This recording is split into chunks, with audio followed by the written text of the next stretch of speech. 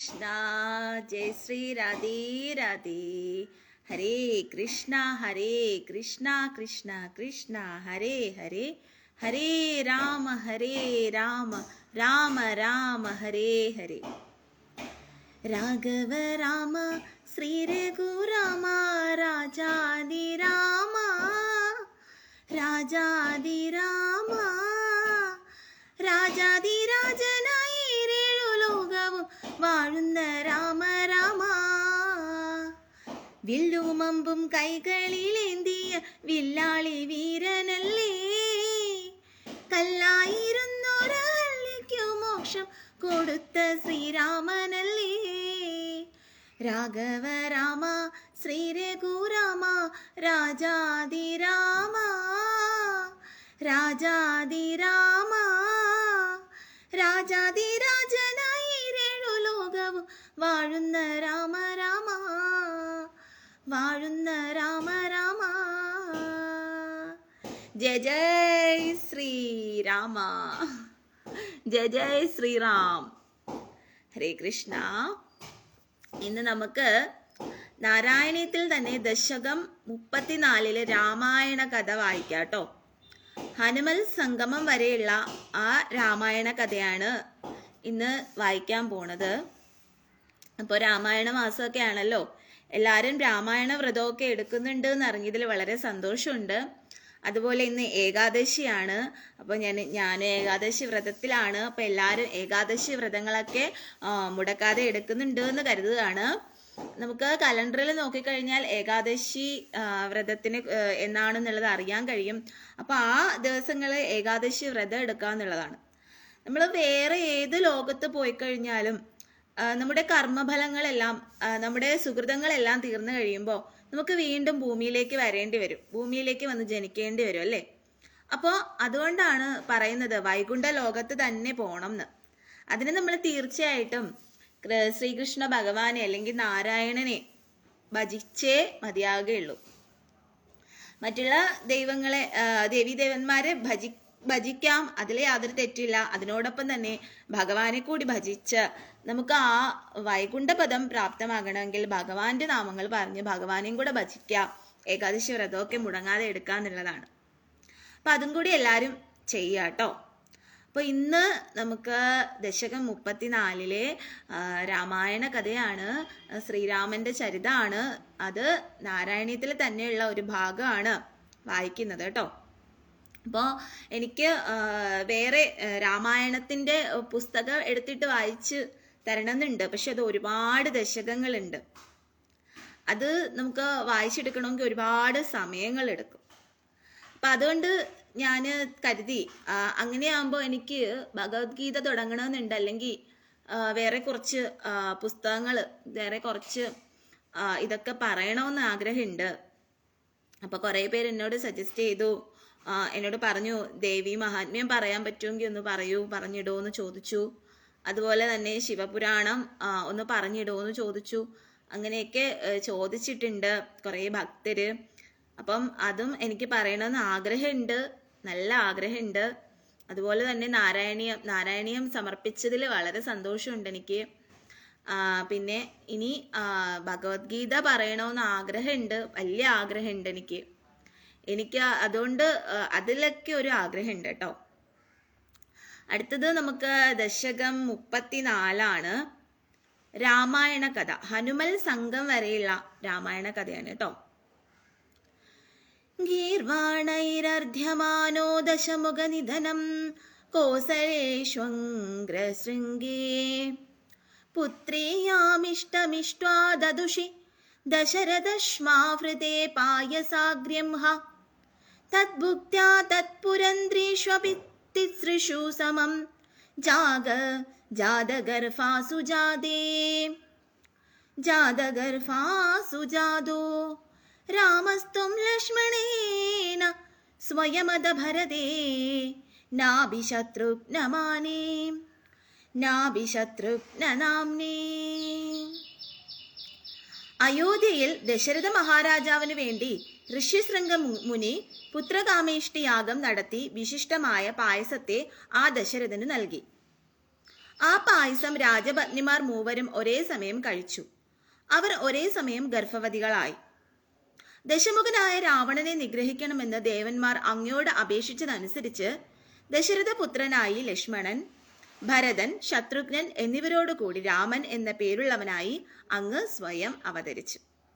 അപ്പോ അയോധ്യയിലെ ദശരഥ മഹാരാജാവിന് ഋഷ്യശൃംഗ മുനി പുത്രകാമേഷ്ടി യാഗം നടത്തി വിശിഷ്ടമായിട്ടുള്ള ഒരു പായസത്തെ ദശരഥന് നൽകി. അങ്ങനെ ആ പായസം ഭഗവാൻ എന്ത് ചെയ്തു? ദശരഥ മഹാരാജാവ് തൻ്റെ പത്നിമാർക്ക് 3 പത്നിമാരുണ്ട്, ഈ 3 പത്നിമാർക്കും കൊടുത്തു. അങ്ങനെ ആരുടെ കൂടെയൊക്കെയാണ്? ലക്ഷ്മണൻ, ഭരതൻ, ശത്രുഘ്നൻ എന്നിവരോടുകൂടി രാമൻ, ശ്രീരാമനായിട്ട് ഭഗവാൻ അവതരിക്കുകയാണ്. കോദണ്ഡീ കൗശികസ്യ ക്രതുവരവിദും ലക്ഷ്മണേനാനുയാതോ യാദോ വസ്ഫൂസ്താദവാച മുനികഥിതമനു ദ്വന്ദ്വശാന്താധ്വഖേദഃ. നൃണാം ത്രാണായ ബാണൈർമുനിവചനബലാत् താടകാം പാടയിത്വാ ലബ്ധാസ് മാദസ്ത്രജാലം മുനിവനമഗമോ ദേവ സിദ്ധാശ്രമാഖ്യം.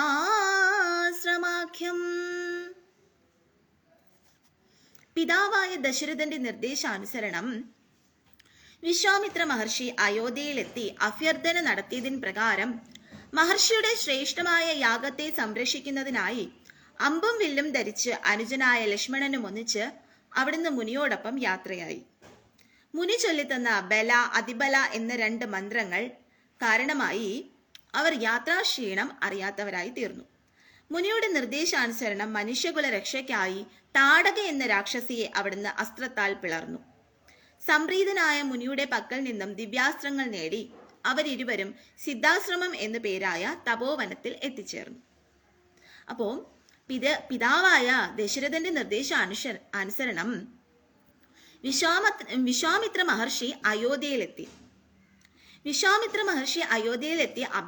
അഭ്യർത്ഥന നടത്തിയതിനെ തുടർന്ന് ലക്ഷ്മണ ഭഗവാനും ശ്രീരാമചന്ദ്ര ഭഗവാനും കൂടി എവിടേക്കാണ്? തൻ്റെ ശ്രേഷ്ഠമായ മഹർഷിയുടെ യാഗത്തെ സംരക്ഷിക്കുന്നതിനായി അമ്പും വില്ലും ധരിച്ച്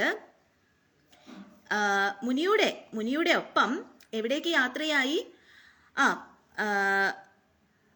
മുനിയുടെ നിർദ്ദേശാനുസരണം മനുഷ്യകുല രക്ഷയ്ക്കായി കാനനത്തിലേക്കാണ് യാത്രയാവുന്നത്, ആ യാഗം സംരക്ഷിക്കാൻ വേണ്ടിയിട്ട്.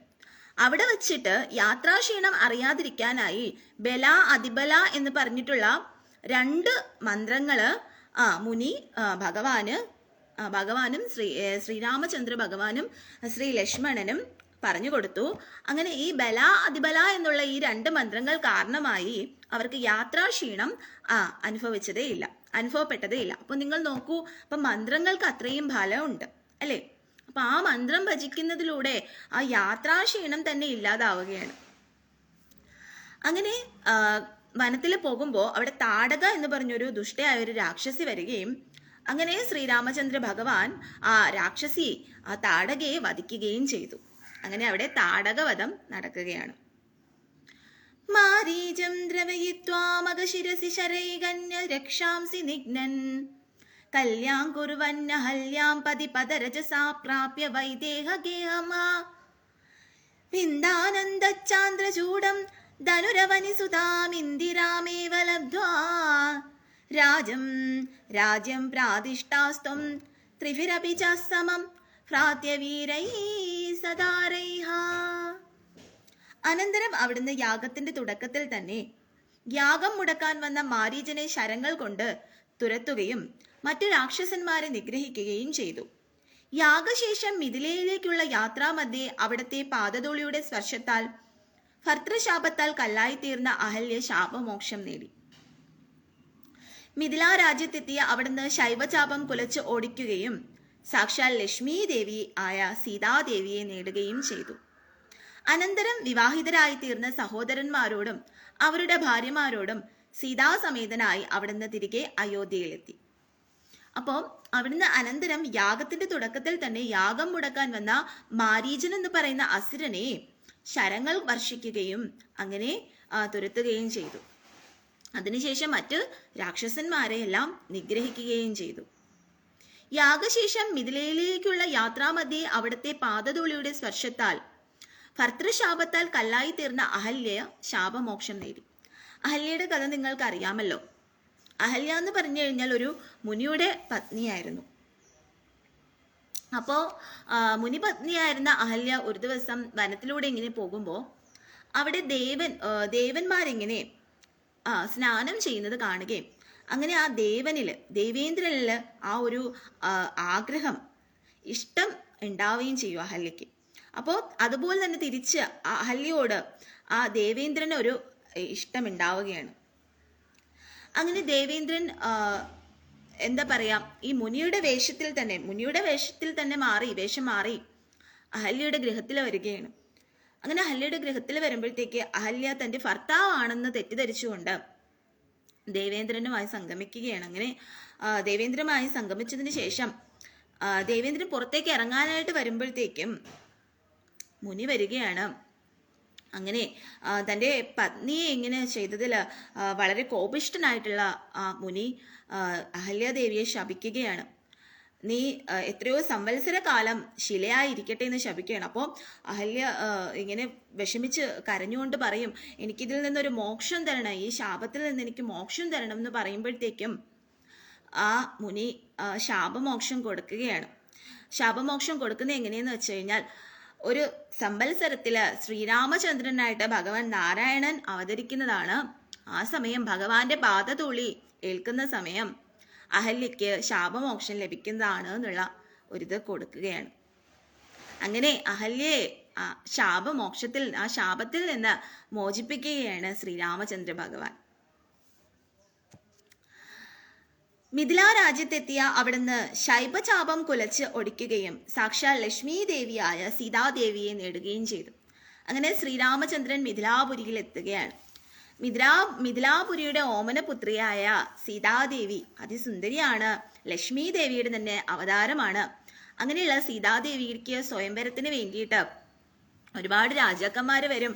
ആ ശൈവചാപം കുലയ്ക്കാൻ ആർക്കും തന്നെ കഴിയില്ല, അത് ശ്രീരാമചന്ദ്ര ഭഗവാന് മാത്രമേ കഴിയുകയുള്ളൂ. അങ്ങനെ ഓരോ രാജാക്കന്മാരും വന്നിട്ട് ആ ചാപം എടുത്ത് ഉയർത്താൻ ശ്രമിക്കും, നടക്കുന്നില്ല. അങ്ങനെ അവസാനം ശ്രീരാമചന്ദ്രമൂർത്തി വരികയും ആ ശൈവചാപം എടുക്കുകയും ആ വില്ല് ഒടിക്കുകയും കുലയ്ക്കുകയും അങ്ങനെ ഒടിച്ച ഭഗവാൻ ആ ലക്ഷ്മി ദേവിയുടെ സ്വരൂപമായ സീതാദേവിയെ പരിണയം ചെയ്യുകയാണ്, വിവാഹം കഴിക്കുകയും ചെയ്യുകയാണ്. അങ്ങനെ വിവാഹിതരായിത്തീർന്ന സഹോദരന്മാരോടും അവരുടെ ഭാര്യമാരോടും സീതാസമേതനായി അവിടുന്ന് തിരികെ അയോധ്യയിലെത്തി. അങ്ങനെ ലക്ഷ്മണ ഭഗവാനും വിവാഹം കഴിച്ചു. അങ്ങനെ സഹോദരന്മാരൊക്കെയായി പത്നിമാരും ശ്രീരാമചന്ദ്രമൂർത്തിയും സീതാദേവിയും ഒക്കെയായി അയോധ്യയിലേക്ക് വരികയാണ്. ആരുന്താനേരുഷാന്തേ ഭൃഗുകുലതിലകേ സംഗ്രമയ്യാ സ്വതേജോ യാദേ യാദോ വസ്യയോധ്യാം സുഗമിഹ നിവസൻ കാന്തയാ കാന്തമൂർത്തേ ശത്രുഘ്നേനൈകതാവോദോ ഗതവതി ഭരതേ മാതുലസ്യാദിവാസം തദാരബ്ധോ അഭിഷേകസ്തവ കില വിഹിതഃ കേകയാദീശപുത്രാ. വഴിമധ്യേ ഭൃഗകുലജാതനായ ശ്രീ പരശുരാമൻ കോപാന്ധനായി അവിടത്തെ വഴിതടഞ്ഞു. എന്നാൽ അവിടുന്ന് പരശുരാമനെ സംപ്രീതനാക്കിയപ്പോൾ പരശുരാമൻ തന്റെ വൈഷ്ണവ തേജസ്സിനെ അവിടത്തേക്ക് പകർന്നിട്ട് യാത്രയായി. അയോധ്യയിലെത്തിയ അവിടുന്ന് സീതാദേവിയോടൊപ്പം സുഖമായി വസിച്ചു. ഒരിക്കൽ ഭരതൻ ശത്രുഘ്നനോടൊപ്പം മാതുലന്റെ ഗൃഹത്തിൽ പോയ നേരം പിതാവായ ദശരഥൻ അവിടത്തേക്ക് രാജ്യാഭിഷേകം നടത്താൻ ഒരുങ്ങിയപ്പോൾ കൈകേയിയാൽ അത് തകർക്കപ്പെട്ടു. അപ്പോൾ അങ്ങനെ വിവാഹമൊക്കെ കഴിഞ്ഞിട്ട് ഇങ്ങനെ വരുന്ന സമയത്ത് വഴിമധ്യേ ഭൃഗുകുലജാതനായ ശ്രീ പരശുരാമൻ കോപാഗ്നനായിട്ട് നിന്ന് വഴി തടയുകയാണ്. അങ്ങനെ ശ്രീരാമചന്ദ്രമൂർത്തി താൻ ആരാണ് എന്നുള്ളത്, അതായത് ഈ പരശുരാമനും ശ്രീരാമചന്ദ്രമൂർത്തിയും നാരായണന്റെ അവതാരം തന്നെയാണ് എന്നുള്ളത് കാണിച്ചു കൊടുക്കുകയാണ്. അങ്ങനെ പരശുരാമൻ അതിൽ സംപ്രീതനായിക്കൊണ്ടിട്ട് പരശുരാമൻ തന്റെ വൈഷ്ണവ തേജസ്സിനെ ശ്രീരാമന് പകർന്നു നൽകുകയാണ്. എന്നിട്ട് അയോധ്യയിലെത്തിയ അവിടുന്ന് സീതാദേവിയോടൊപ്പം സുഖമായി വസിക്കുകയാണ്. അങ്ങനെ ഒരുപാട് കാലം ഭഗവാൻ സീതാദേവിയോടൊപ്പം സുഖമായി വസിക്കുകയാണ്. ഒരിക്കൽ ഭരതൻ ശത്രുഘ്നനോടൊപ്പം മാതുലന്റെ ഗൃഹത്തിൽ പോയ നേരം പിതാവായ ദശരഥൻ അവിടത്തേക്ക് രാജാഭിഷേകം നടത്താനൊരുങ്ങിയപ്പോൾ കൈകേയിയാൽ അത് തകർക്കപ്പെട്ടു. അങ്ങനെ ദശരഥ മഹാരാജാവ് തീരുമാനിക്കുകയാണ് ശ്രീരാമചന്ദ്രമൂർത്തിയെ രാജ്യാഭിഷേകം ചെയ്യാമെന്ന് തീരുമാനിക്കുകയാണ്. പക്ഷേ കൈകേയി തൻ്റെ പുത്രന് വേണ്ടിയിട്ട് ആ ഒരു ഇത് പറഞ്ഞിട്ട് തൻ്റെ പുത്രനെ രാജാവാക്കണം എന്ന് പറഞ്ഞിട്ട് ശ്രീരാമചന്ദ്രനെ രാജാഭിഷേകം ചെയ്യുന്നതിൽ നിന്ന് ദശരഥ മഹാരാജാവിനെ തടയുകയാണ്. തക്തോക്ത്യായാതു കാമോ വനമനുജവധൂ സംയുതച്ചാപരാപദാരഃ പൗരാനാരുദ്യമാർഗേ ഗുഹനിലയഗസ്ത്വം ജടാചീരധാരീഃ നാവാസന്തീര്യ ഗംഗാമതിപദവി പുനസ്തം ഭരദ്വാജമാരാനത്വാ തദ്വാക്യഹേതോരതി സുഗവ ചിത്രകൂടേ ഗിരീന്ദ്രേ. അവിടുന്ന് പിതാവിന്റെ നിർദ്ദേശാനുസരണം വനവാസത്തിനൊരുങ്ങി. അമ്പും വില്ലും ധരിച്ചുകൊണ്ട് പത്നി സീതാദേവിയോടും അനുജൻ ലക്ഷ്മണനോടുമൊപ്പം അവിടുന്ന് പുറപ്പെട്ടു. ഒപ്പം വരാൻ തുനിഞ്ഞ പൗരജനങ്ങളെ തടഞ്ഞുകൊണ്ട് ഗുഹന്റെ വാസസ്ഥലത്തെത്തി. അവിടെ വെച്ച് ജടാവൽക്കലധാരിയായി തോണിയിൽ ഗംഗ മുറിച്ചു കടന്ന് യാത്ര തുടർന്നു. വഴിമധ്യേ കണ്ട ഭരദ്വാജ മുനിയുടെ നിർദ്ദേശാനുസരണം ചിത്രകൂട പർവ്വതത്തിലെത്തി. വളരെ കാലം സുഖമായി കഴിഞ്ഞു. അങ്ങനെ ഭഗവാൻ എന്ത് ചെയ്യുകയാണ്? ഭഗവാൻ അപ്പോ ദശരഥ മഹാരാജാവിന്റെ നിർദ്ദേശ പ്രകാരം ആരണ്യകാണ്ഡത്തിലാണിത് വരുന്നത്. അങ്ങനെ ഭഗവാൻ ആ ആരണ്യത്തിലേക്ക് വനത്തിലേക്ക് യാത്ര പുറപ്പെടുകയാണ് വനവാസത്തിന്. അങ്ങനെ സീതാദേവിയോടും ശ്രീ ലക്ഷ്മണ സഹോദരനോടും ഒപ്പമാണ് ശ്രീരാമചന്ദ്രൻ വനവാസത്തിന് പോകുന്നത്.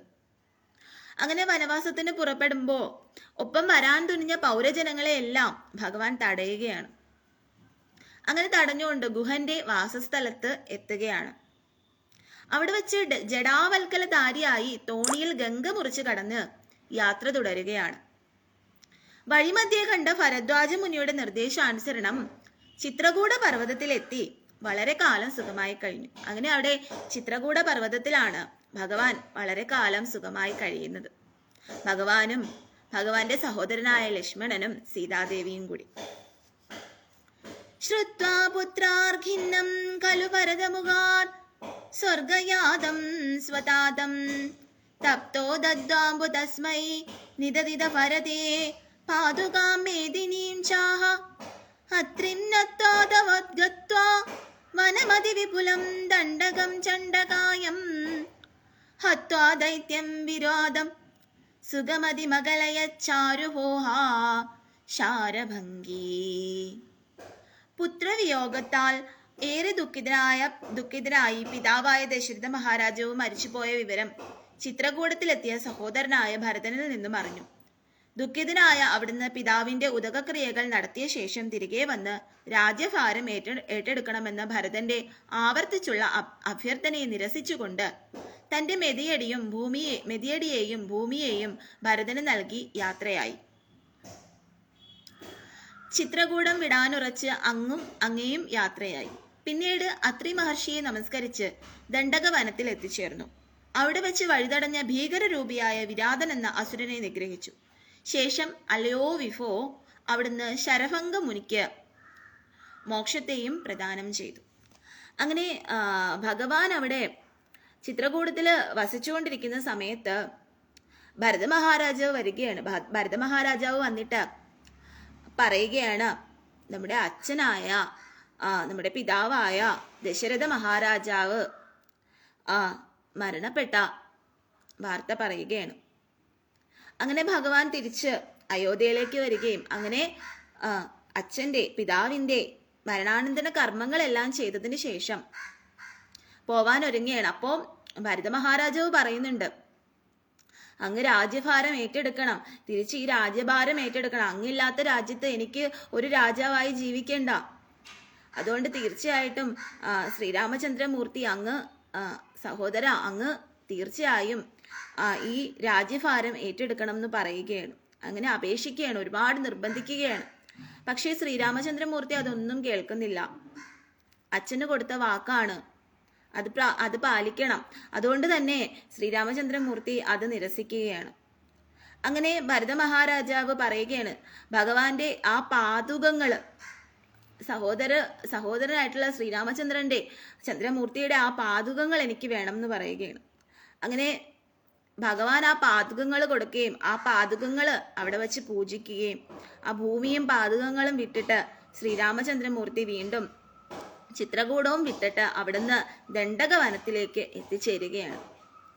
അപ്പോൾ ശ്രീരാമചന്ദ്രമൂർത്തി പോയി കഴിഞ്ഞതിന് ശേഷവും ഭരതൻ ഒരിക്കലും ആ രാജ്യം ഭരിക്കുന്നില്ല.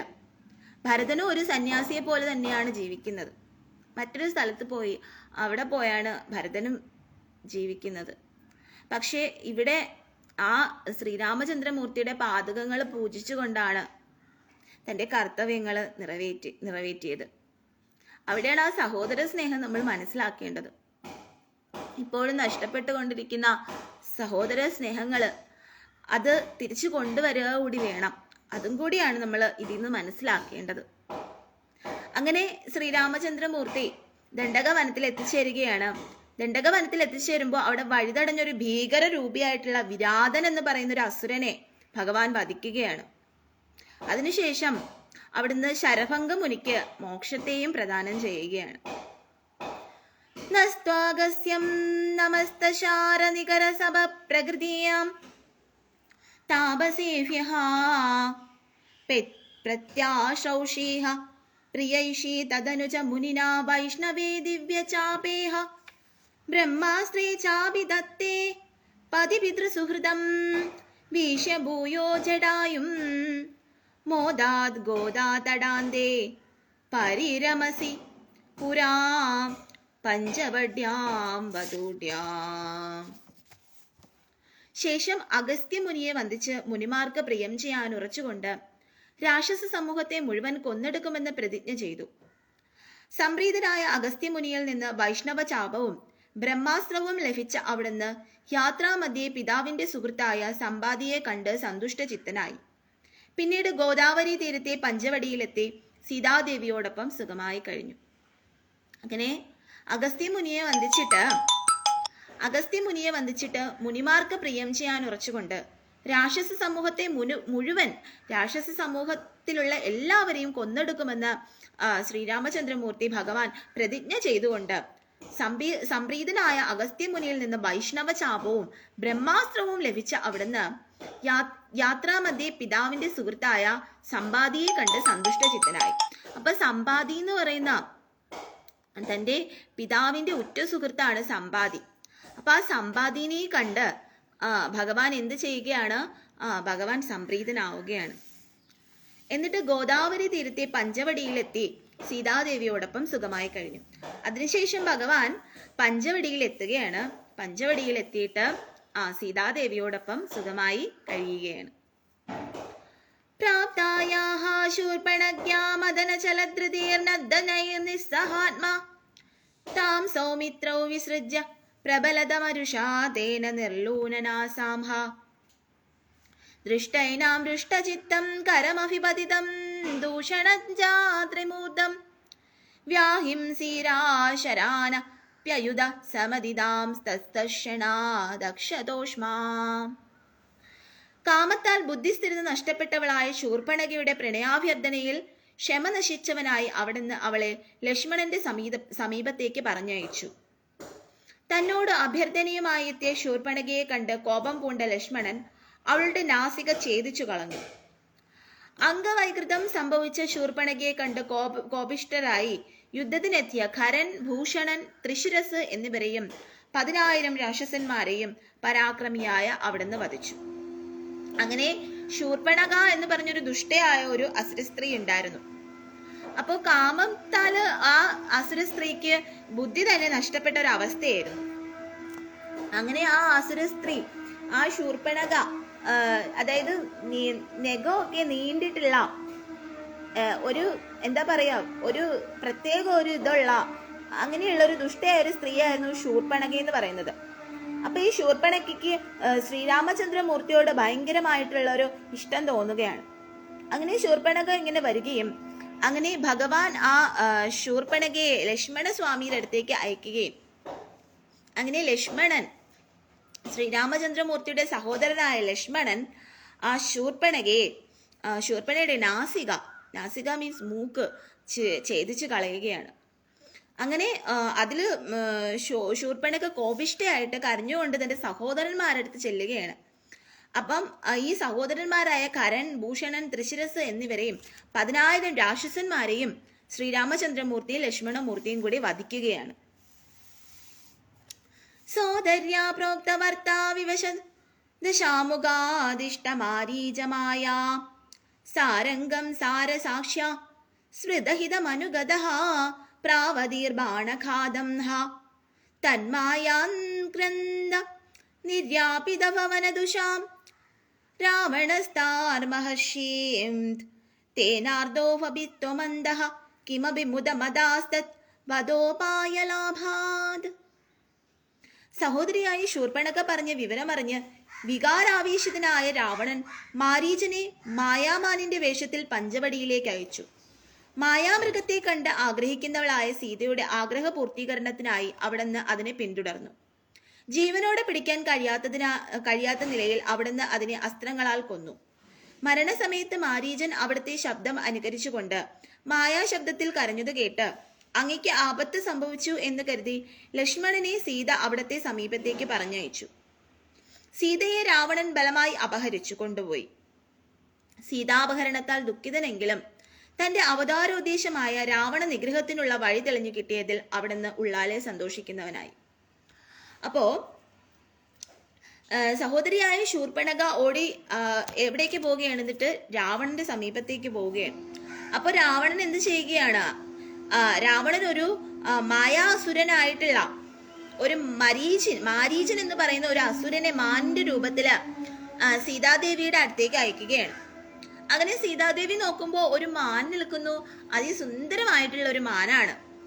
അതിനെ കാണുമ്പോ സീതാദേവി പറയുകയാണ്, ശ്രീരാമചന്ദ്രമൂർത്തിയോട് സീതാദേവി പറയുകയാണ്, എനിക്ക് ആ മാനിനെ വേണം, ഒന്ന് ആ മാനിനെ എനിക്ക് കൊണ്ടുതരാമോ എന്ന് ചോദിക്കുകയും. അപ്പോ ശ്രീരാമചന്ദ്രമൂർത്തി ലക്ഷ്മണനെ ഏൽപ്പിച്ചിട്ട് വനത്തിലേക്ക് പോവുകയാണ്.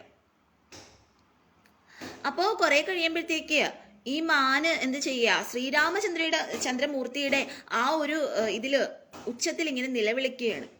അപ്പോ സീതാദേവിയും ലക്ഷ്മണ ഭഗവാനും വിചാരിക്കും എന്തോ അപകടം സംഭവിച്ചു എന്ന് വിചാരിക്കും. അങ്ങനെ സീതാദേവി ലക്ഷ്മണമൂർത്തിയോട് പറയുകയാണ്, സഹോദര, എന്താണെന്ന് അറിയില്ല, അവിടെ എന്തോ ഒരു ശബ്ദം കേൾക്കുന്നുണ്ട്. എൻ്റെ ഭഗവാൻ എന്തെങ്കിലും സംഭവിച്ചു കാണും, അതുകൊണ്ട് ഒന്ന് പോയി അന്വേഷിക്കൂ എന്ന് പറയുകയാണ്. അപ്പോൾ ലക്ഷ്മണമൂർത്തി പറയണം, ഇല്ലില്ല, ഞാൻ പോവില്ല, എന്നെ സഹോദരനെ ഏൽപ്പിച്ചിരിക്കുന്നത് സീതാദേവിയെ സംരക്ഷിക്കാന്നുള്ള ചുമതലയാണ് എന്നെ ഏൽപ്പിച്ചിരിക്കുന്നത്, അതുകൊണ്ട് ഞാനൊരിക്കലും പോവുകയില്ല എന്ന് പറയും. അപ്പോ സീതാദേവി പറയില്ല, എനിക്ക് എന്തായാലും ഒന്ന് പോയി നോക്കിയേ പറ്റുള്ളൂ, എനിക്ക് വളരെ വിഷമമുണ്ട്, എന്താ സംഭവിച്ചെന്ന് അറിയില്ല എന്ന് പറയും.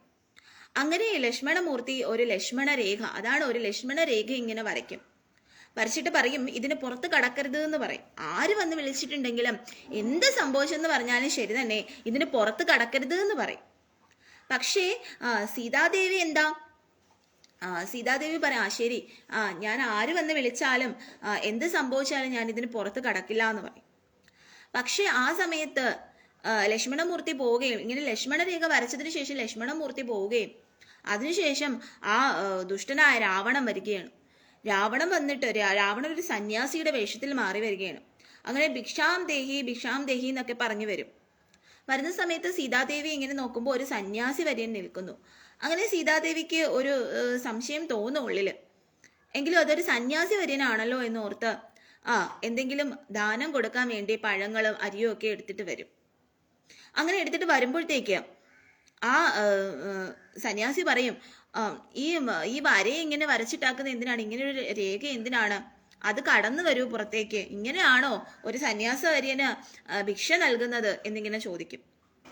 അപ്പോൾ സീതാദേവി പറയും, അയ്യോ എനിക്ക് പുറത്തേക്ക് ഇറങ്ങാൻ കഴിയുകയില്ല, കാരണം എൻ്റെ ഭർത്തൃ സഹോദരനായ ലക്ഷ്മണനാണ് എനിക്ക് അങ്ങനെ ഒരു ലക്ഷ്മണരേഖ വരച്ചേക്കാണ്. അപ്പം ഇതിന് പുറത്തേക്ക് കടക്കരുതെന്ന് എനിക്കൊരു ഉത്തരവുണ്ട്, അതുകൊണ്ട് ആര് വന്നാലും ഞാൻ പുറത്തേക്ക് കടക്കില്ല എന്ന് പറയും. അപ്പോൾ ഈ സന്യാസവര്യൻ പറയും, ഞാനൊരു സന്യാസിയാണ്, അതുകൊണ്ട് എന്തുകൊണ്ട് പുറത്ത് കടന്നുകൂടാ? ഞാനൊരു സാധാരണ ആളല്ല, ഒരു സന്യാസി വര്യനാണ്, അതുകൊണ്ട് തീർച്ചയായിട്ടും പുറത്ത് കിടക്കുന്നതിൽ യാതൊരു തെറ്റുമില്ല എന്ന് പറയും. അപ്പോൾ സീതാദേവി ഇങ്ങനെ ആലോചിക്കും, ഒരു സന്യാസി വര്യനാണല്ലോ, ഇനി ചിലപ്പോൾ സന്യാസ ശാപം വല്ലതും കിട്ടിപ്പോയാലോ, ഇനി പറഞ്ഞതനുസരിച്ചില്ലെങ്കിൽ അതിൻ്റെ എന്തെങ്കിലും ഒരു ഇതുണ്ടായാലോ എന്ന് പേടിച്ചിട്ട് സീതാദേവി ആ ലക്ഷ്മണരേഖ കടക്കുകയും അങ്ങനെ പെട്ടെന്ന് തന്നെ ആ സന്യാസിയുടെ രൂപം മാറിയിട്ട് ഒരു ഘോരമായിട്ടുള്ള ഒരു ഘോരമായിട്ടുള്ള ഒരു രാവണനായിട്ട് അങ്ങ് മാറുകയാണ്. അങ്ങനെ രാവണൻ ഈ സീതാദേവിനെ പിടിച്ചു വലിച്ചുകൊണ്ട് പോവാണ്. സീതാദേവി കരയുകയാണ്, എന്നെ കൊണ്ടുപോകരുതേ എന്ന് പറഞ്ഞ് കരഞ്ഞ് നിലവിളിക്കുന്നുണ്ട്. ശ്രീരാമചന്ദ്രനെ വിളിക്കുന്നുണ്ട്, ലക്ഷ്മണമൂർത്തിയെ വിളിക്കുന്നുണ്ട്, അങ്ങനെ കരയുകയാണ്. പക്ഷേ ഈ ദുഷ്ടനായ രാവണൻ പിടിവിടുന്നില്ല. ഇങ്ങനെ രാവണൻ സീതാദേവിയെ കൊണ്ടുപോവുകയാണ്. ഭൂയസ്ത്വനീം വിജിന്നന്ന ഹൃദദശമുഖസ്പിതുന്നു മദ്വദേനേ ത്യുക്തായാദേ ജഡായൗ ദിവമദ സുഹൃതഃ പ്രാതനോഹ പ്രേതകാര്യം ഹ ഗൃഹണാം തം ഗബന്ധം ജാലനിത ശബരീം പ്രോഷ്യ പമ്പാതടേ ത്വം സംപ്രാപ്തേ വാദസൂനും ഭൃശമുദിതമനഃ പാഹി വാതാലയേശ. അനന്തരം അവിടുന്ന് സീതാന്വേഷണാർത്ഥം പോകവേ ജഡായുവിനെ കണ്ടുമുട്ടി. ആ ദശമുഖനായ രാവണൻ എന്നെ വധിക്കാൻ ശ്രമിച്ചിട്ട് അവിടുത്തെ ഭാര്യയെ അപഹരിച്ചു എന്നിങ്ങനെ പറഞ്ഞുകൊണ്ട് ജഡായു മരിച്ചു. പിതൃസുഹൃത്തായ ജഡായുവിന്റെ മരണാനന്തര കർമ്മങ്ങൾ അവിടുന്ന് നിർവഹിച്ചു. യാത്രമധ്യേ തങ്ങളെ പിടിച്ചു വിഴുങ്ങാനൊരുങ്ങിയ കബന്ധനെയും വധിച്ചു. ശബരിയെ കണ്ട് പമ്പാതീരത്തെത്തിയ അവിടുന്ന് വായുപുത്രനായ ഹനുമാനെ സഖാവാക്കി ഒപ്പം കൂട്ടി. അപ്രകാരം സന്തോഷിച്ച മനസ്സുള്ളവനായി തീർന്ന അല്ലയോ ഗുരുവായൂരപ്പ, അവിടുന്ന് അടിയനെ രക്ഷിക്കണേ. അങ്ങനെ ഭഗവാൻ എന്ത് ചെയ്യുകയാണ്? ഭഗവാൻ സീതാദേവിയെ അന്വേഷിച്ച് ഇങ്ങനെ നടക്കുകയാണ്. അപ്പോഴാണ് അവിടെ ജഡായുവിനെ കാണുന്നത്. അപ്പോൾ ജഡായുവിന്റെ ചിറകെല്ലാം ജഡായു മൃതപ്രാണനായി കിടക്കുന്നതാണ് ഭഗവാൻ കാണുന്നത്. അപ്പോൾ ഭഗവാൻ ജഡായുവിനോട് അന്വേഷിക്കുകയാണ്, എൻ്റെ ദേവിയെ കണ്ടോ, എൻ്റെ സീതാദേവിയെ കണ്ടോ എന്ന് അന്വേഷിക്കുമ്പോൾ ജഡായു പറയുകയാണ്, അങ്ങയുടെ സീതാദേവി ആ ദുഷ്ടനായ രാവണൻ എന്ന് പറയുന്ന രാക്ഷസൻ തട്ടിക്കൊണ്ടു പോയിരിക്കുകയാണ്, തടയാൻ ചെന്ന് എന്നെയും അവൻ വധിച്ചു, എന്നെ ഈ അവസ്ഥയിലാക്കി ഭഗവാനെ എന്ന് പറയുകയാണ്. അങ്ങനെ ജഡായു മരിക്കുകയും അങ്ങനെ ജഡായുവിൻ്റെ ആ ഒരു ഓർമ്മയ്ക്ക് വേണ്ടിയിട്ട് അവിടെ ജഡായു ആ മരിച്ച സ്ഥലം ഇപ്പോഴും ഉണ്ട്. അങ്ങനെ ആ വിഷമത്തില് ശ്രീരാമചന്ദ്രമൂർത്തി അവിടെ നിന്ന് പോവുകയാണ്. അങ്ങനെ യാത്രാമധ്യേ തങ്ങളെ വിഴുങ്ങാനൊരുങ്ങിയ ശ്രീരാമചന്ദ്രനെയും ലക്ഷ്മണമൂർത്തിയെയും വിഴുങ്ങാൻ ഒരുങ്ങിയ കബന്ധനെയും ശ്രീരാമചന്ദ്രൻ വധിക്കുകയാണ്. അതിനുശേഷം ശബരിയെ കാണുകയാണ്. വർഷങ്ങളായിട്ട് തനിക്ക് വേണ്ടി കാത്തിരിക്കുന്ന ശബരിയെ കാണുകയാണ്. അങ്ങനെ ശബരിയുടെ അടുത്തേക്ക് ചെല്ലുകയാണ്. പമ്പാതീരത്തെത്തി അവിടുന്ന് അതിനുശേഷം ശബരിയെ കണ്ടതിന് ശേഷം അവിടുന്ന് പമ്പാതീരത്തെത്തിയ വായുപുത്രനായ ഹനുമാനെ തന്നോടൊപ്പം ഭഗവാൻ കൂട്ടുകയാണ്. സന്തത സഹചാരിയായ ഹനുമാനെ തൻ്റെ ഒപ്പം ഭഗവാൻ കൂട്ടുകയാണ്. ദശകം 35 രാമായണ കഥ സുഗ്രീവ സഖ്യം മുതൽ. നീദഹ സുഗ്രീവ മൈത്രീം ദദനു ഹനുമദാദുന്ദുഫേഹ കായമൂച്ചൈഹ ക്ഷിപ്താങ്കുഷ്ടേന ഭൂയോ ലുലദിത യുഗപത്പത്രിണാ സപ്തസാലാൻഹ ഹത്വാ സുഗ്രീവ ഖദോദ്യ മധുലബലം ബാലിനാം വ്യാജവൃത്യാ വർഷാവേലാമനൈഷീർ വിരഹതരളിതസ്ത്വം മദംഗാശ്രമാന്തേ. അല്ലയോ ഭഗവാനേ, അനന്തരം ഹനുമാന്റെ പ്രേരണയാൽ വാനരരാജനായ സുഗ്രീവനുമായി സഖ്യമുണ്ടാക്കിയ അവിടുന്ന് ബാലിയാൽ വധിക്കപ്പെട്ട ദുന്ദുഭിയുടെ ശരീരത്തെ ദൂരേക്കെറിഞ്ഞു. അവിടുന്ന് ഒറ്റ അസ്ത്രത്താൽ 7 സാലവൃക്ഷങ്ങളെ ഒന്നിച്ചു ഖേദിച്ചു. സുഗ്രീവവധത്തിന് ഉദ്യമിച്ച അതീവ ബലശാലിയായ ബാലിയെ കപടമാർഗത്തിലൂടെ വധിച്ചു. സീതാദേവിയുടെ വിരഹത്തിൽ തളർന്ന മനസ്സുമായി 1 വർഷക്കാലം അവിടുന്ന് മദംഗാശ്രമത്തിനു സമീപം കഴിഞ്ഞു. അല്ലയോ ഭഗവാനെ, അനന്തരം ഹനുമാന്റെ പ്രേരണയാല്, ഹനുമാൻ പറയുന്ന പ്രേരണയാല് വാനര രാജാവായ സുഗ്രീവനുമായി ഭഗവാൻ സഖ്യമുണ്ടാക്കുകയാണ്. അതിനുശേഷം അവിടുന്ന് ബാലിയാൽ വധിക്കപ്പെട്ട ദുന്ദുബിയുടെ ശരീരത്തെ ദൂരേക്ക് ഇറങ്ങി. അങ്ങനെ ബാലി ദുന്ദുബിനെ വധിക്കുകയാണ്. അങ്ങനെ ദുന്ദുബിയുടെ ശരീരത്തെ ഭഗവാൻ ദൂരേക്ക് വലിച്ചെറിയുകയാണ്. എന്നിട്ട് അവിടുന്ന് ഒറ്റ അസ്ത്രത്താൽ 7 സാലവൃക്ഷങ്ങളെ ഒന്നിച്ചു ഘേദിച്ചു. ഒരു അസ്ത്രം കൊണ്ടിട്ട്, അത് ഭഗവാന് മാത്രമേ സാധിക്കുകയുള്ളൂ. ഒരൊറ്റ അസ്ത്രം കൊണ്ടിട്ടാണ് 7 സാലവൃക്ഷത്തെ ഭഗവാൻ മുറിക്കുന്നത്, ഛേദിക്കുന്നത്. സുഗ്രീവ വധത്തിന് ഉദ്യമിച്ച അതീവ ബലശാലിയായ ബാലിയെ കപടമാർഗത്തിലൂടെ വധിച്ചു. അതായത് ബാലി സുഗ്രീവ യുദ്ധം ഉണ്ടാവാനുള്ള കാരണം നിങ്ങൾക്കറിയാം.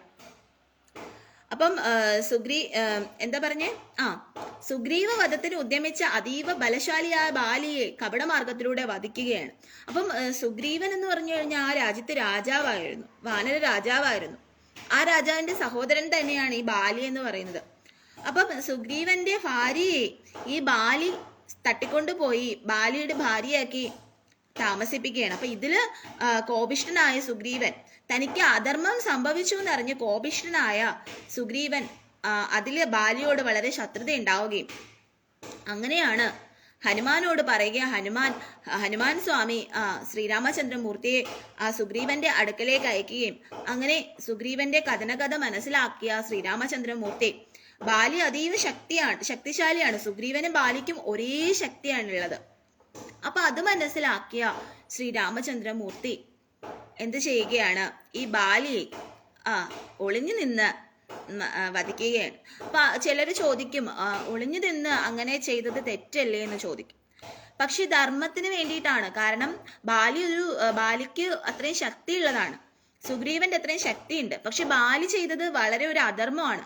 സ്വന്തം സഹോദരന്റെ ഭാര്യയെ തട്ടിക്കൊണ്ടുപോയി കൂടെ ജീവിക്കുന്ന, അത് വളരെ തെറ്റായിട്ടുള്ള ഒരു കർമ്മമാണ് അല്ലേ, വളരെ വളരെ തെറ്റായിട്ടുള്ള കാര്യമാണ്. അപ്പൊ സ്വന്തം സഹോദരന്റെ ഭാര്യയെ സഹോദരിയായിട്ടാണ് കാണേണ്ടത്, അല്ലെങ്കിൽ ചേട്ടത്തി അമ്മയായിട്ടാണ് കാണേണ്ടത്.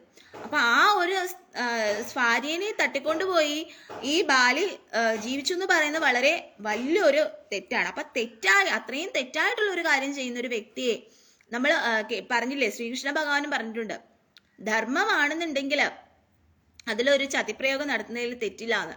അങ്ങനെയാണ് ഭഗവാൻ ആ ദുഷ്ടനായ ബാലിയെ വധിക്കുന്നത്. ആ ചതിപ്രയോഗത്തിലൂടെ വധിക്കും, ഒളിഞ്ഞു നിന്നാണ് അമ്പെയ്യുന്നത്.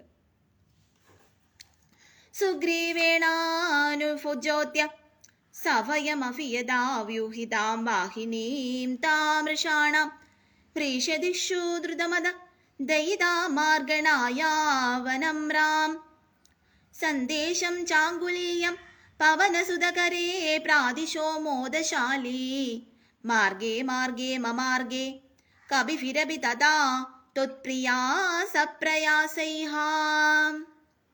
സീതാന്വേഷണത്തിൽ അവിടുന്ന് സഹായിക്കുന്നതിന് അമാന്തിക്കുന്നതിന്റെ പരിണത ഫലത്തെക്കുറിച്ചുള്ള ലക്ഷ്മണന്റെ വാക്കുകൾ കേട്ട് ഭയചകിതനായ സുഗ്രീവൻ അണിനിരത്തിയ വാനരസേന എല്ലാ ദിക്കുകളിലേക്കും സീതാന്വേഷണത്തിന് തയ്യാറായി നിൽക്കുന്നത് കണ്ട് അവിടുന്ന് സന്തുഷ്ടനായി. സീതാദേവിക്കുള്ള സന്ദേശത്തെയും മുദ്രമോതിരത്തെയും മാരുതപുത്രനായ ഹനുമാനെ അവിടുന്ന് ഏൽപ്പിച്ചു. അനന്തരം പ്രയത്നശാലികളായ വാനര സൈന്യം എല്ലാ ദിക്കുകളിലേക്കും സീതാന്വേഷണാർത്ഥം യാത്രയായി. അപ്പൊ ഭഗവാൻ തന്റെ സീതാദേവിയുടെ വിരഹത്താല് മനസ്സ് തളർന്നുകൊണ്ട് 1 വർഷക്കാലം ഭഗവാൻ എവിടെ താമസിക്കുകയാണ്? മതംഗാശ്രമത്തിന് സമീപം ഭഗവാൻ കഴിയുകയാണ്. അങ്ങനെ സീതാന്വേഷണത്തിൽ അവിടുത്തെ സഹായിക്കുന്നതിന് വേണ്ടിയിട്ട് ആരാണ്? ലക്ഷ്മണന്റെ വാക്കുകൾ കേട്ട് ഭയചകിതനായ സുഗ്രീവൻ. ലക്ഷ്മണൻ പറയുകയാണ്, സീതാദേവിയുടെ കഥകളൊക്കെ സുഗ്രീവനോട് പറയുകയാണ്. അങ്ങനെ സുഗ്രീവൻ ഒരുപാട് വാനര സൈന്യത്തെ എല്ലാ ദിക്കുകളിലേക്കും സീതാന്വേഷണത്തിന് വേണ്ടി വിടുകയാണ്. അങ്ങനെ അതില് ശ്രീരാമചന്ദ്രമൂർത്തിയും ലക്ഷ്മണസ്വാമിയും വളരെയധികം സന്തോഷിക്കുകയാണ്. അങ്ങനെ ഹനുമാന്റെ കയ്യില് സീതാദേവിയെ അന്വേഷിക്കാൻ വേണ്ടിയിട്ട് ശ്രീരാമചന്ദ്രന്റെ ആ മുദ്രമോതിരത്തെ കൊടുക്കുകയാണ്, മാരുതപുത്രനായ ഹനുമാനെ ഏൽപ്പിക്കുകയാണ്. അങ്ങനെ അനന്തരം പ്രയത്നശാലികളായ വാനര സൈന്യം എല്ലാ ദിക്കുകളിലേക്കും സീതാന്വേഷണാർത്ഥം യാത്രയായി. അങ്ങനെ സീതാദേവിയെ അന്വേഷിക്കാൻ വേണ്ടിയിട്ട് എല്ലാ വാനര സൈന്യവും പല പല സ്ഥലങ്ങളിലേക്ക്, പല പല ദിക്കുകളിലേക്ക് യാത്രയാവുകയാണ്. ഗരുദുരജവ സമ്പാദി സമ്പാദി വാക്യ പ്രോതീർണാരോ ദിരന്തർഗരി ജനഗജാം വീക്ഷ്യ ദത്വാംഗുലീയം ഹാ പ്രക്ഷുബ്ധോദ്യാനമക്ഷണം ശമപണച്ചരണമ ചരണരണാഃ സോഡബന്ധോദശാസ്യം ദൃഷ്ട്വാ പുഷ്ട്വാ ജലങ്കാം ചടിതി സാ ഹനുമാൻ മൗലിരത്നാം ദദൗതേ. അവിടുത്തെ കഥകൾ കേട്ട് സൂര്യതാപത്താൽ ചിറകുകൾ കരിഞ്ഞുപോയ സമ്പാദിയുടെ ചിറകുകൾ മുളച്ചു. സമ്പാദിയുടെ വാക്കുകൾ കേട്ട് സീതാദേവിയുടെ സ്ഥാനം മനസ്സിലാക്കിയ ഹനുമാൻ സമുദ്രം ചാടിക്കടന്ന് ലങ്കയിലെത്തി. സീതാദേവിക്ക് സന്ദേശവും മുദ്രമോതിരവും കൈമാറി. ഭക്ത ഹനുമാൻ സീതാദേവിയെ തടവിൽ വച്ചിരുന്ന അശോകവനി തകർക്കുകയും യുദ്ധത്തിൽ അക്ഷകുമാരനെ വധിക്കുകയും ബ്രഹ്മാസ്ത്രബന്ധിതനാക്കപ്പെട്ട് രാവണനെ മുഖാമുഖം കാണുകയും ബന്ധവിമുക്തനായി ലങ്കാദഹനം നടത്തുകയും തിരികെ അവിടത്തെ സമീപമെത്തി സീതാദേവി കൈമാറിയ ചൂടാരത്നത്തെ ഏൽപ്പിക്കുകയും ചെയ്തു.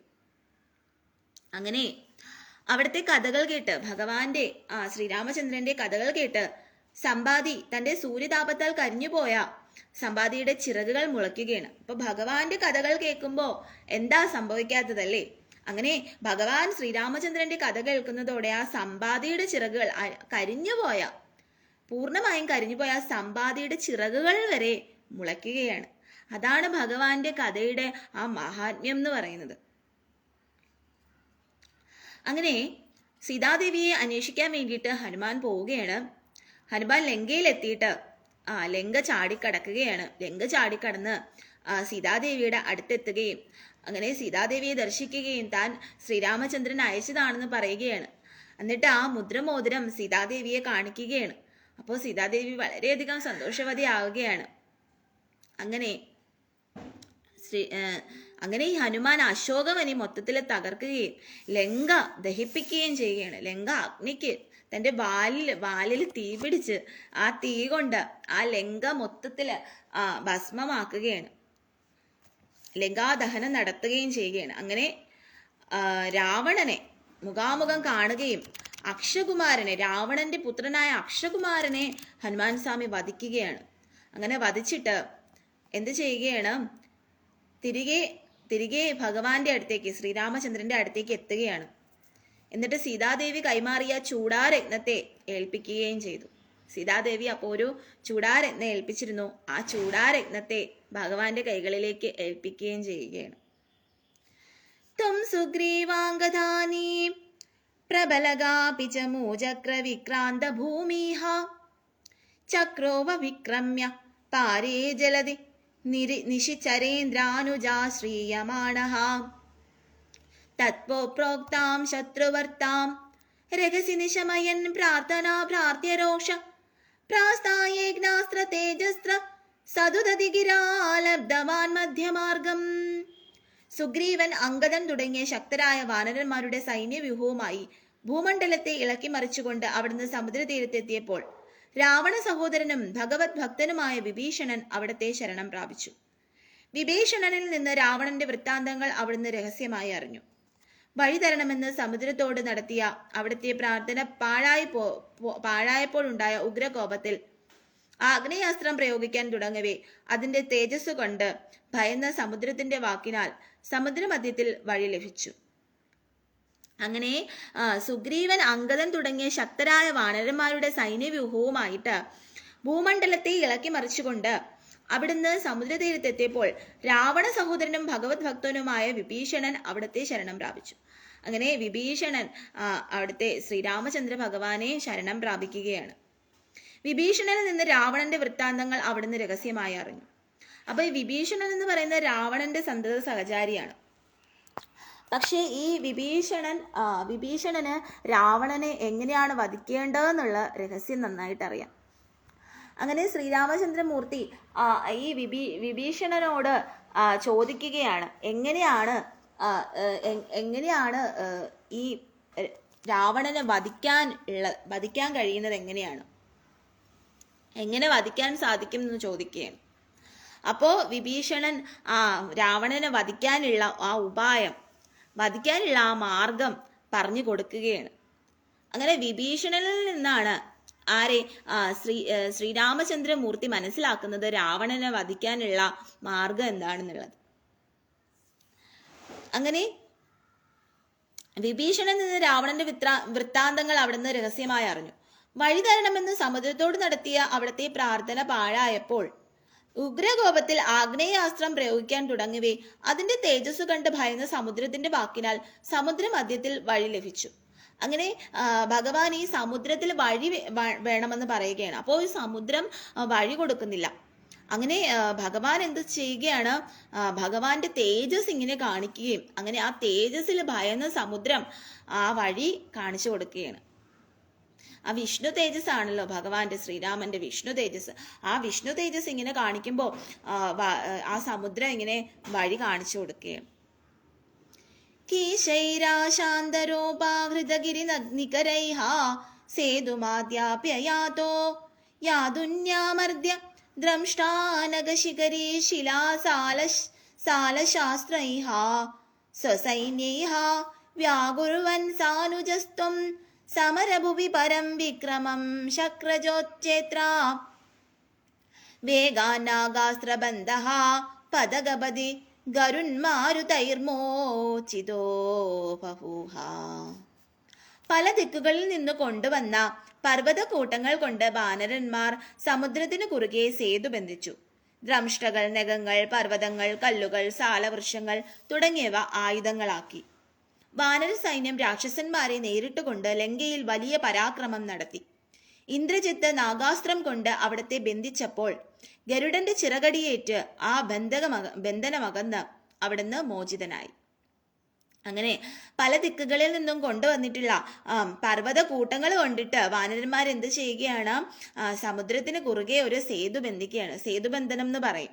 അതിന് ഈ വാനരന്മാരെല്ലാം അങ്ങനെ ഓരോരോ കഷ്ണങ്ങൾ, കല്ലിന്റെ ആ പർവ്വതത്തിന്റെയൊക്കെ ഓരോ കഷ്ണങ്ങൾ കൊണ്ടുവന്ന് അവിടെ എന്ത് ചെയ്യുകയാണ്, അവിടെ ഒരു സേതു ബന്ധിക്കുകയാണ്.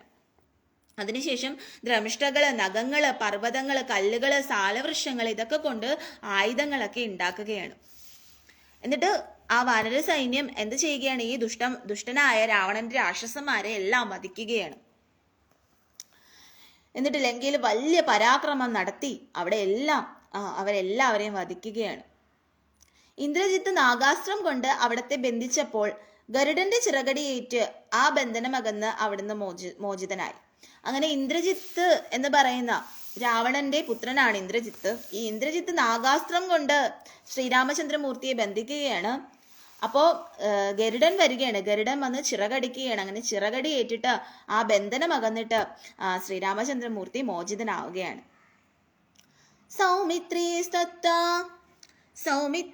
സ്വത്ര ശക്തി പ്രകൃതി ഗളദസ് വാദജാനീത ശൈലാ ക്രാണാത് പ്രാണാനുഭേദോ വിഗൃണുതാകുസൃതി ശ്ലാഘീനം നേകനാദം ഹാ മായാശോഭേഷു വൈഭീഷണവചനഹൃദ സ്തംഭനഃ കുംഭകർണം സംപ്രാപ്തം കമ്പിതോർവീതമഖില ചമൂഭക്ഷിണം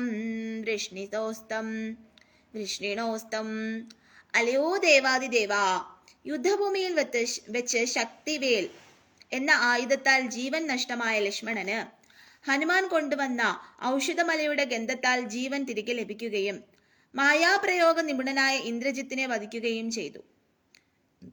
രാക്ഷസന്മാരുടെ മായാപ്രയോഗത്തിലുണ്ടായ മനഃക്ഷോഭങ്ങളെ വിഭീഷണന്റെ വാക്കുകളാൽ അതിജീവിച്ച് അവിടുന്ന് ഭൂമി കുലുക്കിക്കൊണ്ട് കടന്നു വന്ന് തന്റെ സൈന്യത്തെ ഭക്ഷിച്ച് സംഹരിക്കുന്ന കുംഭകർണനെയും വധിച്ചു. അങ്ങനെ യുദ്ധഭൂമിയിൽ വെച്ചിട്ട് ഒരു വേലുകൊണ്ട്, ശക്തിവേൽ ഉപയോഗിച്ചിട്ട് ലക്ഷ്മണസ്വാമിയെ, ശ്രീരാമചന്ദ്രന്റെ സഹോദരനായ ലക്ഷ്മണമൂർത്തിയെ വധിക്കുകയാണ്.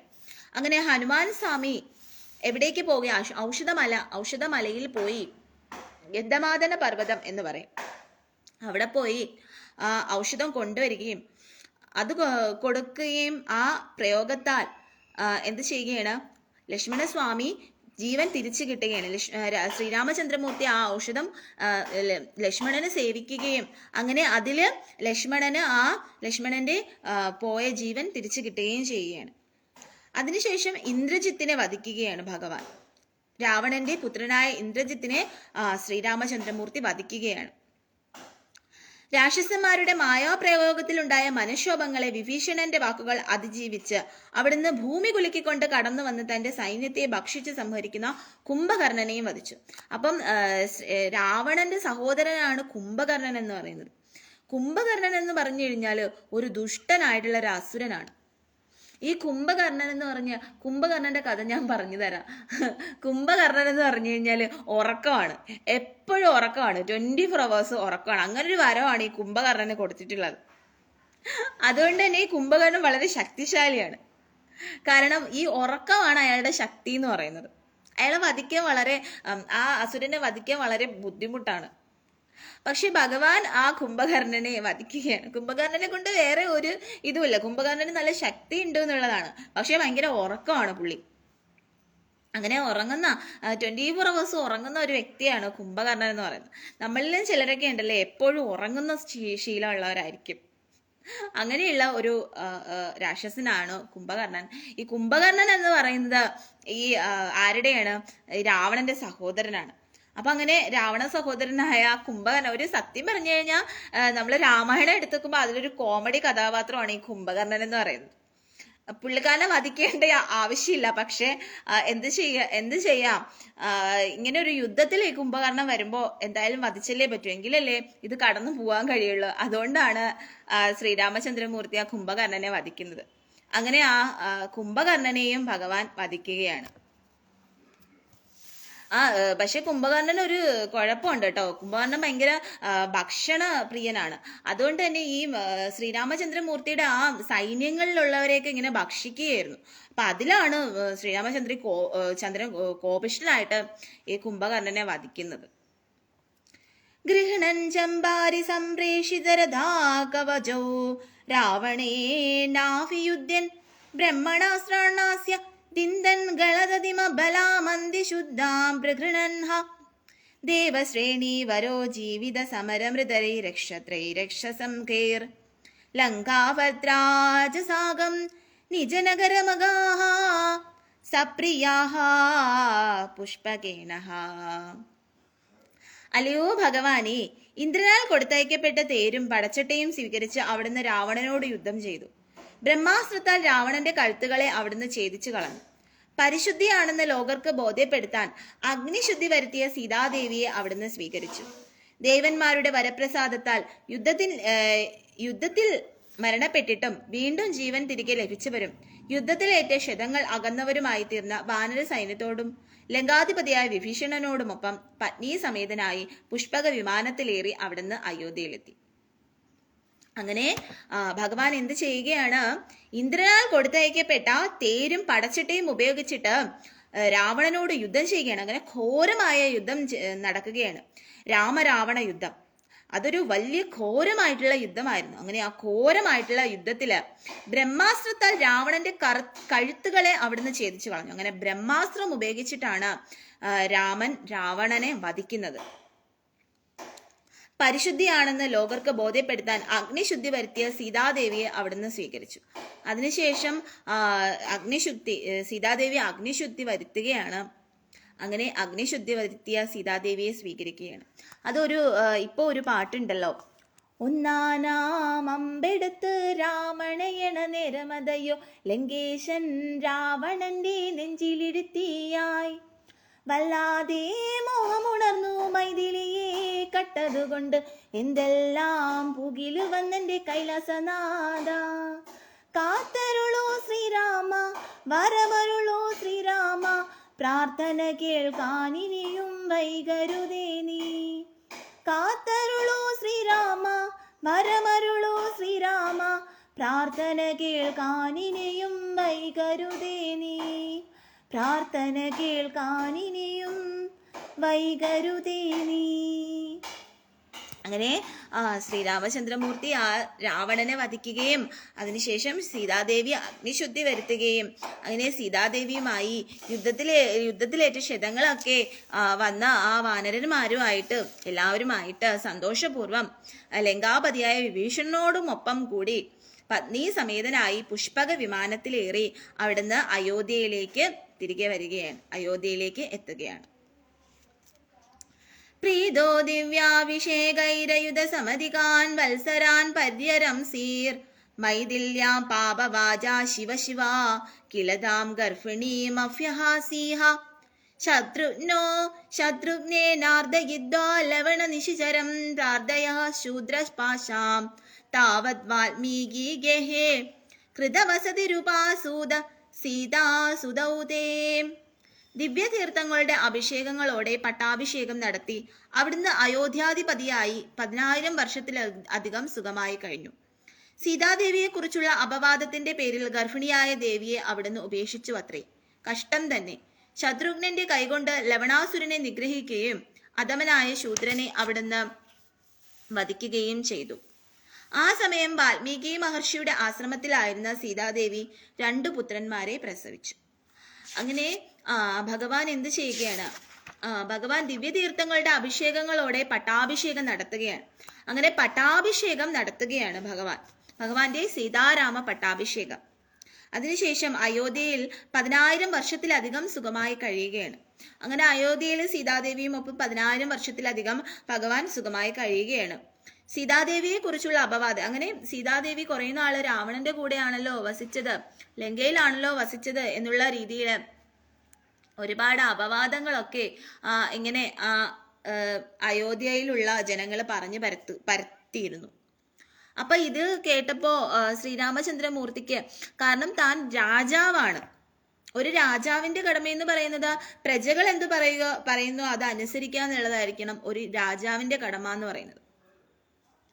അപ്പോ അതുകൊണ്ട് തന്നെ കുടുംബത്തിനെക്കാട്ടിലും തനിക്ക് വലുത് രാജ്യമാണെന്നുള്ള ഒരു ഇത് വന്നപ്പോഴാണ് ഭഗവാൻ ആ സീതാദേവിയെ ഉപേക്ഷിക്കാനായിട്ട് തയ്യാറാവുന്നത്. അങ്ങനെ സീതാദേവിനെ ആ അരണ്യത്തില് കൊണ്ട് ഉപേക്ഷിക്കുകയാണ്. ഗർഭിണിയായിട്ടുള്ള ആ സമയത്ത് സീതാദേവി ഗർഭിണിയായിരുന്നു, പക്ഷെ അത് ശ്രീരാമചന്ദ്രമൂർത്തി അറിയുന്നില്ല. അങ്ങനെ അവിടെ കൊണ്ട് ഉപേക്ഷിക്കുകയാണ്. ശത്രുഘ്നന്റെ കൈകൊണ്ട് ലവണാസുരനെ നിഗ്രഹിക്കുകയും അധമനായ ശൂദ്രനെ അവിടുന്ന് വധിക്കുകയും ചെയ്തു. അതിനുശേഷം ആരെയാണ്? ശത്രുഘ്നനെ വധിക്കുകയും അതിനുശേഷം ലവണാസുരനെ നിഗ്രഹിക്കുകയും ചെയ്യുകയാണ്. ആ സമയം വാൽമീകി മഹർഷിയുടെ ആശ്രമത്തിലായിരുന്ന സീതാദേവി 2 പുത്രന്മാരെ പ്രസവിക്കുകയാണ്. ലവനും കുശനും എന്ന് പറഞ്ഞ് 2 പുത്രന്മാരെ അതിനുശേഷം സീതാദേവി അവിടെ പ്രസവിക്കുകയാണ്. വാൽമീകി മഹർഷിയുടെ ആശ്രമത്തിൽ വെച്ചിട്ടാണ്.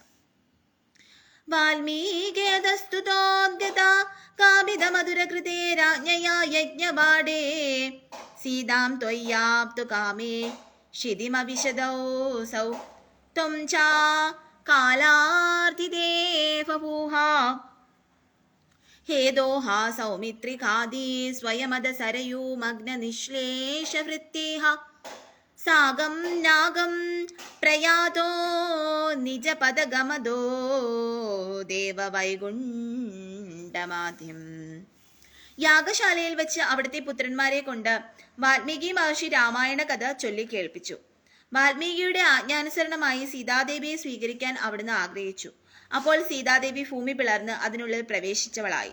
ഒടുവിൽ വൈകുണ്ഠപദം പ്രാപിക്കാൻ സമയമായെന്ന് കാലനാൽ അറിയിക്കപ്പെട്ട അവിടുന്ന് തക്കതായ കാരണങ്ങൾ കൊണ്ട് തന്നെ ലക്ഷ്മണനെയും ഉപേക്ഷിച്ചിട്ട് സരയൂ നദിയിൽ മുങ്ങിയ ഭൃത്യന്മാരോടൊപ്പം സ്വർഗലോകം പോയി.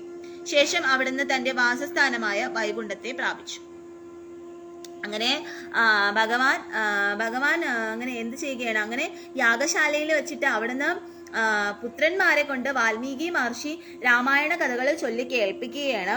അങ്ങനെ വാൽമീകിയുടെ ആജ്ഞാനുസരണമായിട്ട് സീതാദേവിയെ സ്വീകരിക്കാനായിട്ട് അവിടുന്ന് ആഗ്രഹിക്കുകയാണ്. അങ്ങനെ തൻ്റെ പുത്രന്മാരാണ് ലവനും കുശനും. അങ്ങനെ ലവനും കുശനും അയോധ്യയിൽ യാഗശാലയിൽ എത്തുകയും അങ്ങനെ ആ യാഗശാലയിൽ വെച്ചിട്ട് രാമായണ കഥ തൻ്റെ പുത്രന്മാർ തന്നെ ചൊല്ലി കേൾക്കുകയും അങ്ങനെ ഇത് തൻ്റെ പുത്രന്മാരാണ്, ലവനും കുശനും തൻ്റെ പുത്രന്മാരാണെന്ന് അറിയുകയും അപ്പോൾ സീതാദേവിയെ കാണാൻ ആഗ്രഹം ജനിക്കുകയും സീതാദേവിയെ സ്വീകരിക്കണം എന്ന് ശ്രീരാമചന്ദ്രമൂർത്തി ആഗ്രഹിക്കുകയും ചെയ്യുകയാണ്. പക്ഷെ സീതാദേവി അപ്പോഴും ശ്രീരാമചന്ദ്രമൂർത്തിയുടെ കൂടെ വരുന്നില്ല. സീതാദേവി തൻ്റെ അമ്മയായ ഭൂമിദേവിയുടെ അടുത്തേക്ക് ഭൂമിയിലേക്ക് പോവുകയാണ്. അതിനുശേഷം കാലൻ വന്നിട്ട് സീതാദേവിയോട് പറയുകയാണ്, ഇനി ദേവിക്ക് അതായത് വൈകുണ്ഠത്തിലേക്ക് പോവേണ്ട, അതായത് ലക്ഷ്മി ദേവിയിലേക്ക് പോവേണ്ട സമയമായിട്ടുണ്ട് എന്ന് പറയുകയാണ്. അങ്ങനെ ശ്രീരാമചന്ദ്രമൂർത്തി സ്വർഗലോകത്ത് പോവുകയും സീതാദേവി സ്വർഗലോകത്ത് പോവുകയും അതിനുശേഷം അവിടുന്ന് നേരെ വൈകുണ്ഠത്തിലേക്ക് പോയി. വൈകുണ്ഠത്തില് സീതാദേവി ലക്ഷ്മി ദേവിയിലും അതുപോലെ ശ്രീരാമചന്ദ്രമൂർത്തി വിഷ്ണു ഭഗവാനിലും ലയിക്കുകയാണ്, ആവുകയാണ്. ആ തേജസ് എത്തുകയാണ്.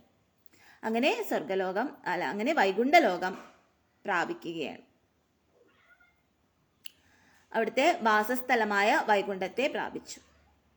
സോ വയം മർത്യവതാരസ്തവ ഖലു നിയതം മർത്യശിഷ്യാർദ്ധമേവം വിശ്ലേഷാർത്തിർനാരഗസ്ത്യാ ജനമഭി ഭവേത് കാമധർമാദിസക്ത്യാഃ നോ ചേത് സ്വാത്മാനുഭൂതേഃ ക്വാനു തവ മനസോ വിക്രിയാ ചക്രപാണേ സത്വം സത്വൈകമൂർത്തേ പവനപുരവതേ വ്യാധ്യാനുവ്യാധീതാപാൻ. അല്ലയോ ഭഗവാനേ, കാമത്തിലും ധർമ്മത്തിലും ആസക്തി ഉണ്ടായാൽ വിരഹവും നിരപരാധികളെ പരിത്യജിക്കലും ഉണ്ടാകുമെന്ന് മനുഷ്യരെ പഠിപ്പിക്കാൻ വേണ്ടി മാത്രമായാണ് അവിടുത്തെ ആ മനുഷ്യാവതാരം ഉണ്ടായതെന്ന് തീർച്ചയാണ്. അല്ലയോ ചക്രപാണി ആയിരിക്കുന്ന ഭഗവാനെ, അങ്ങനെയല്ലെങ്കിൽ പരമാത്മ സ്വരൂപനായ അവിടുത്തെ മനസ്സിൽ ഇത്തരം വികാരങ്ങൾ എങ്ങനെയാണ് ഉണ്ടാവുക? നിർമ്മല സത്യമൂർത്തിയായ ഗുരുവായൂരപ്പ, അവിടുന്ന് അടിയന്റെ രോഗദുഃഖങ്ങളെ ഇല്ലാതാക്കണമേ.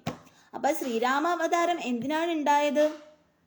കാമത്തിലും ധർമ്മത്തിലും ആസക്തി ഉണ്ടായി കഴിഞ്ഞാൽ വിരഹവും നിരപരാധികളെ ത്യജിക്കലും പരിത്യജിക്കലും ഉണ്ടാകുമെന്ന് മനുഷ്യരെ പഠിപ്പിക്കാൻ വേണ്ടി മാത്രമാണ് അവിടുത്തെ ഈ മനുഷ്യാവതാരം ഉണ്ടായതെന്ന് തീർച്ച. അപ്പം ധർമ്മത്തിന് വേണ്ടിയിട്ടാണ്. അതായത് മറ്റുള്ള രാജാവായിരിക്കുമ്പോൾ മറ്റുള്ള ജനങ്ങൾ പറയുന്നത് കേട്ടിട്ട് ഭാര്യനെ ഉപേക്ഷിച്ചത് ഒരു ധർമ്മമാണ്. അത് ആ ജനങ്ങളോട് ചെയ്ത ധർമ്മമാണ്. പക്ഷെ അവിടെ ആ ധർമ്മം ഒരുപാട് ഇതായി കഴിഞ്ഞു കഴിഞ്ഞാൽ അത് വിരഹത്തിന് കാരണമാവുമെന്നാണ് പറയുന്നത്. ഇതാണ് ഇവിടെ പറയുന്നത്. അപ്പം ആ ധർമ്മത്തിലുള്ള ആസക്തി കൂടുതലായി ഉണ്ടായി. അതുപോലെ കാമത്തില്, അതായത് എന്താ പറയാം, ചിലർക്ക് ഈ രാവണന് അങ്ങനെ ഒരു കാമം ഉണ്ടായത് കൊണ്ടാണ് സീതാദേവിയെ തട്ടിക്കൊണ്ടുപോയത്. അതിലൂടെയാണ് ആ രാവണനെ കൊന്നത്. അതുപോലെ ശൂർപ്പണഖയ്ക്ക് ആ ഒരു കാമം ഭഗവാനിൽ ജനിച്ചപ്പോഴാണ് ശൂർപ്പണഖയെ വധിച്ചത്. അതിൽ നിന്നാണ് തുടക്കം, ആ യുദ്ധത്തിന് തുടക്കം ഉണ്ടായത്. അപ്പം ഈ കാമം എന്ന് പറയുന്നതും എന്താണ്, ഈ ഒരു അതായത് നാശത്തിലേക്കുള്ള വഴിയാണെന്നാണ് പറയുന്നത്. അപ്പം ഇതിനെ രണ്ടും മനസ്സിലാക്കി തരാൻ വേണ്ടിയിട്ടാണ് ഭഗവാൻ അവതരിച്ചത് എന്നാണ് പറയുന്നത്. അതാണ് ഭഗവാന്റെ അവതാരോദ്ദേശം. അപ്പൊ സീതാദേവിയെ കൊണ്ടുപോകണം എന്നുള്ളത് ആ ഒരു ഇതാണ്. കാരണം എങ്കിൽ മാത്രമേ ഈ ദുഷ്ടനായ രാവണനെ വധിക്കാൻ കഴിയുള്ളൂ. അതും അവിടെ ഒരു ഇതാണ്. അതുപോലെ തന്നെ നമുക്ക് ധർമ്മത്തിൽ ആസക്തി, അതായത് ജനങ്ങളിലെ ആ ഒരു ആസക്തി, രാജാവായിട്ടുള്ള ആ ഒരു ഇത് ജനങ്ങളോടുള്ള ആ ഒരു ആസക്തി മൂലമാണ്. ധർമ്മത്തിലും അതിലും വലിയ ധർമ്മം ആയിട്ടുള്ള ഒരു ആസക്തി ഉണ്ടായതുകൊണ്ടാണ് സീതാദേവിനെ അവരുടെ വാക്ക് കേട്ടിട്ട് അവർക്ക് വേണ്ടിയിട്ട്, ജനങ്ങൾക്ക് വേണ്ടിയിട്ട് ഉപേക്ഷിക്കണം. അപ്പൊ അതും ആ ആസക്തി എന്ന് പറയുന്നതും ഒരു തെറ്റായ പ്രവണതയാണ്. അപ്പൊ ഇത് മനസ്സിലാക്കി തരാൻ വേണ്ടിയിട്ടാണ് ഭഗവാൻ ശ്രീരാമാവതാരം എടുത്തത്. ശ്രീരാമാവതാരം എടുത്ത് ജനങ്ങളെ ഇത് മനസ്സിലാക്കി തരാൻ വേണ്ടിയിട്ടാണ്. അപ്പൊ അങ്ങനെയുള്ള കാമത്തിലും ധർമ്മത്തിലും ഒരുപാട് ആസക്തി ഉണ്ടാവരുത് എന്നാണ് ഇതിൽ നിന്ന് നമുക്ക് മനസ്സിലാക്കേണ്ടത്. ഈ രാമായണത്തിൽ നിന്ന് നമ്മൾ മനസ്സിലാക്കേണ്ടത് അതാണ്. നമുക്ക് കാമത്തിലോ അല്ലെങ്കിൽ ധർമ്മത്തിലോ ഒരുപാട് ആസക്തി ഉണ്ടാവാൻ പാടില്ല. അങ്ങനെ ആസക്തി ഉണ്ടായി കഴിഞ്ഞാൽ നമുക്ക് സർവനാശമായിരിക്കും സംഭവിക്കുന്നത്. കാമം ഉണ്ടാകുന്നവർക്ക് രാവണനെ പോലുള്ള സർവനാശമായിരിക്കും സംഭവിക്കുന്നത്, മരണമായിരിക്കും സംഭവിക്കുന്നത്. ഇനി ധർമ്മത്തിൽ ആസക്തി ഉണ്ടായി കഴിഞ്ഞാൽ വിരഹമായിരിക്കും. ഭഗവാനെ പോലെ സീതാദേവി പോലെ വിരഹം അനുഭവിക്കേണ്ടി വരും, വിരഹമായിരിക്കും ഉണ്ടാവുന്നത് എന്നാണ് ഇതിൽ നിന്ന് നമുക്ക് മനസ്സിലാവേണ്ടത്. ഇതാണ് രാമായണത്തിന്റെ തത്വം എന്ന് പറയുന്നത്. മനസ്സിലായ? അല്ലാതെ വേറെ ഒന്നുമല്ല. ഹരേ കൃഷ്ണ. അങ്ങനെ നിർമ്മല സത്യമൂർത്തിയായ ഗുരുവായൂരപ്പ, അവിടുന്ന് അടിയന്റെ രോഗദുഃഖങ്ങളെല്ലാം ഇല്ലാതാക്കണമേ എന്ന് പറയുന്നു. സർവം കൃഷ്ണാർപ്പണമസ്തു. സർവം ശ്രീ സീതാരാമാർപ്പണമസ്തു. ജയ് ശ്രീ രാധേ രാധേ. ജയ് ശ്രീ സീതേ സീതേ. ജയ് ശ്രീ രാധേ ശ്യാം. ജയ് ശ്രീ സീതാറാം. ജയ് ശ്രീ രാധേശ്യാം. ഹരേ കൃഷ്ണ. അപ്പോൾ എല്ലാം ഭഗവാനിൽ സമർപ്പിക്കുകയാണ്, ഭഗവാനോട് മനസ്സിരുക്കി പ്രാർത്ഥിക്കുകയാണ്. അപ്പം എല്ലാവരും മനസ്സിലാക്കുക, എന്താണെങ്കിലും അത് അധികമായി കഴിഞ്ഞാൽ അത് അമൃതും വിഷം തന്നെയാണ്, അത് മനസ്സിലാക്കുക എന്നുള്ളതാണ്. ഓക്കെ, ഹരേ കൃഷ്ണ. ഇനി ആരൊക്കെയാ വന്നിട്ടുള്ളത് നോക്കാം. ഹസ് ഒഫീഷ്യൽ, കാൾമി സുരേഷ്, മുകേഷ് ധവാൻ, ഷിബു ജോസഫ്, ദിൽ ബാബു, നിതിൻ രൂപ്, ജോൺ, അനു, ലിന്നോക്ക, മാളും, അതിനധി, വടക്കോട്ടുകാവ്, സനൽ, നദീം, നസീം, റോളക്സ് ബോയ്, ലക്ഷ്മിപ്രിയ, അരുണിമ, കീർത്തന, ഗോപിനാഥ്, വിശ്വനാഥ്, കൃഷ്ണപ്രിയ, മാധു,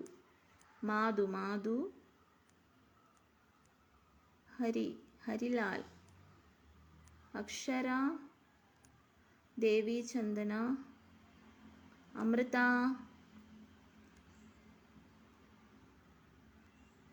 ഹരേ കൃഷ്ണ. ഹരേ കൃഷ്ണ.